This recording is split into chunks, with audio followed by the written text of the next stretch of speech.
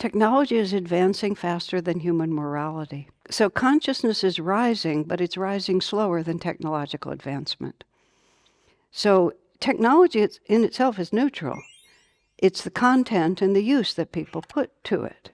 And there is a lot of, and also because we are in a turbulent transition between the age of matter and the age of energy, which is one of the things Yogananda talked about, a lot of, we are a really polarized group of incarnated souls right now, because both realities are sort of vying for dominance. So a lot of people who really want to defend the matter approach, which includes me and my power and my nuclear weapons and my army and my national budgets and my utter disregard for you because you look and act differently than me.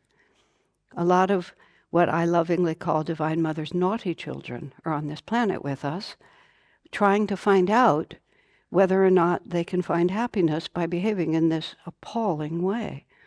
But they believe that they can, and every soul is given the same free will to learn its lessons from delusion to enlightenment. So we are in extremely polarized, we're in a very mixed bag of a planet right now. And so this technology is coming up, which is allowing someone like me, and I'm not the only one, I mean all of us, all of these spiritual groups are just making massive use of this global communication system.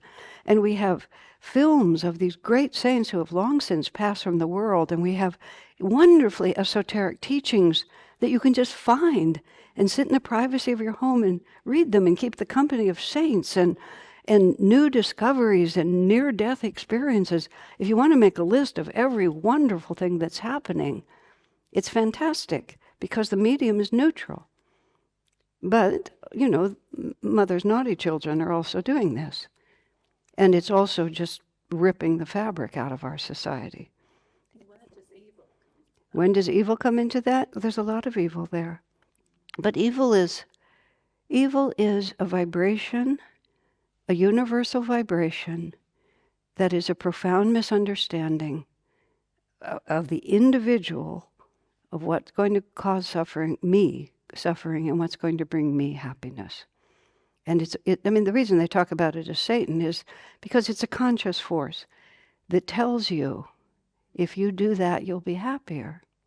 Now, clearly no one in this room has a nuclear code and is not able to, change the face of the whole planet. But every one of us, I'll speak for myself, has done something I later regretted.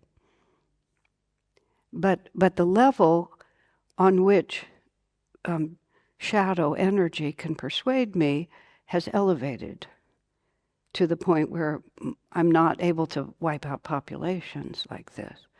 But we're all influenced, we're all at all times, and this is what I was trying to talk about. Dharma is that which leads us to enlightenment.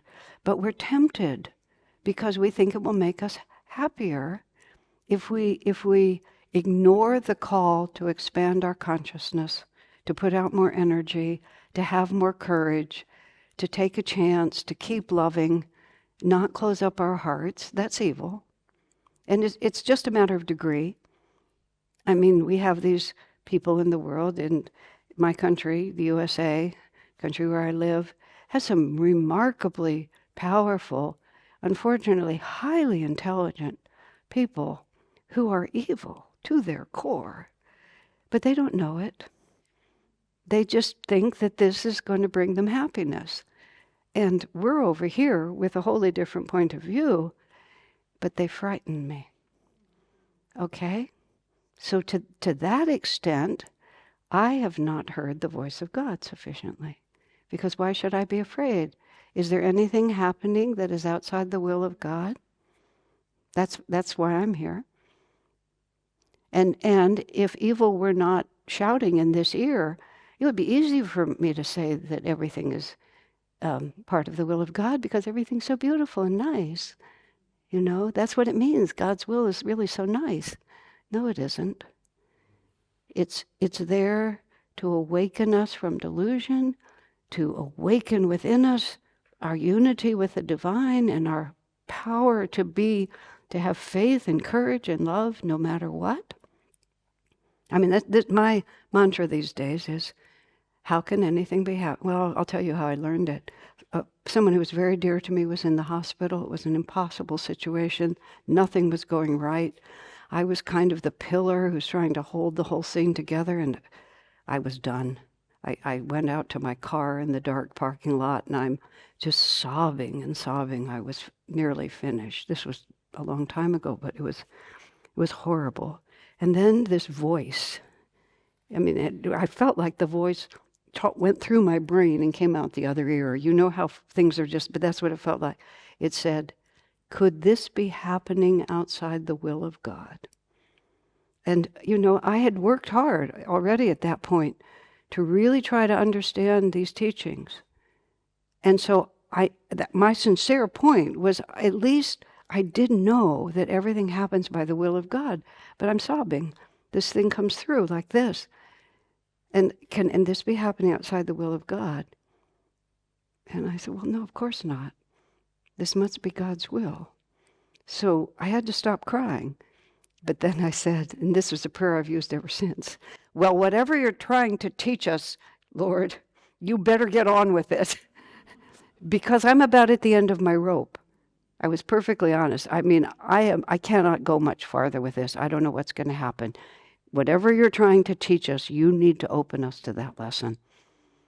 And by the grace of God, I went into the hospital. The crisis passed. Everything went different. But that's the prayer that I use now. Not, you can say, God, why are you doing this? Or you can say, God, why are you doing this? Because once the drama becomes every individual soul is going through the process of from ignorance to enlightenment, then this thing is happening to me. This is the law of karma. This is happening to me because this is the necessary experience to get my attention, to force me to shift. This is the same question as money. To force me to shift, not for the thing itself, but because then my consciousness will be different. I will have changed. That's the only drama that's happening. But it's a very challenging teaching. It's very challenging. That's why we are a nice group here, but there aren't that many of us, are there? But this is why we're here. I mean, here meaning on the planet. I don't mean in this room. Because this was the right situation for us. And evil is there, but evil exists, and evil is a good word, meaning because we know what it means. But it's evil is the inability to perceive the light, to take action that blocks the light. But nothing can actually diminish the light. And so if we remain focused, even in our tiny little ways, just one person who's not afraid or is less afraid can just change everything. That's where the real power is.